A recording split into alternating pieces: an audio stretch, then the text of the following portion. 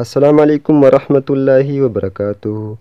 د موبایل یو خوندور سیټینګ زه تاسو ته ښیم چې تاسو هغه ضرور په خپل موبایل کې وکړئ او پکار هم ده چې تاسو په خپل موبایل کې دا سیټینګ خامخا وکړئ. لکه تاسو څنګه کولی شئ چې تاسو خپل موبایل په اعتماد کې واخلئ، لکه تاسو د فیسبوک پاسورډ، د جیمیل اکاونټ پاسورډ وغیره. نو چې کله هم تاسو په خپل موبایل کې اکاونټ خلاص کړئ، که هغه د هر څه وي، که هغه د فیسبوک آی ډي وي، که هغه د جیمیل اکاونټ وي، نو هغه اتوماتیک راځي او ستاسو په موبایل کې سیو کیږي. نو تاسو به لاړ شئ سیمپل کروم ته، هغه به اوپن کړئ. چې کله هم هغه اوپن کو، تاسو به په 3 ډاټ باندې کلیک وکړئ. د هغه نه بعد به تاسو لاړ شئ سیټینګ ته، په هغې به کلیک وکړئ.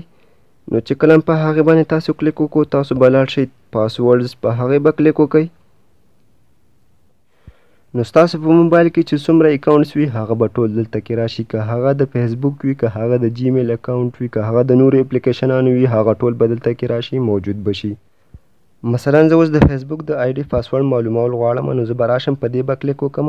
نو چې کله ما په هغې باندې کلیک وکړو، د هغې یوزر نیم به هم راشي، پاسورډ به هم راشي. که ته غواړې چې پاسورډ زه معلوم کړم، نو په دې سترګه نشان به کلیک وکړي، نو تاسو ته پاسورډ چې کومه دی ظاهر شي. نو احتیاطاً تاسو د خپل موبایل نه دا ډیلیټ کړئ. نو چې کله ډیلیټ کړئ، دا به د دې ځای نه ختم شي. نو ټول دغه په دې طریقې سره ټول ختمیږي. دا به هم ډیلیټ کړئ. مثلا زه دا ډیلیټ کول غواړم، دا به هم ډیلیټ کړم.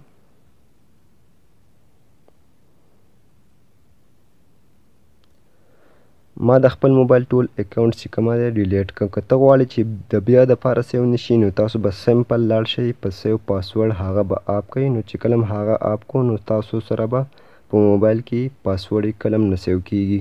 نو چې کله تاسو خپل موبایل ته اکاونټ وخیژوئ، که هغه د فیسبوک وي، که هغه د جیمیل وي، که هغه د نورو اپلیکیشن وي، نو هغه به دلته کې آینده دپاره بیا نه سیو کیږي. نو دا د آینده دپاره تاسو آپ ساتئ.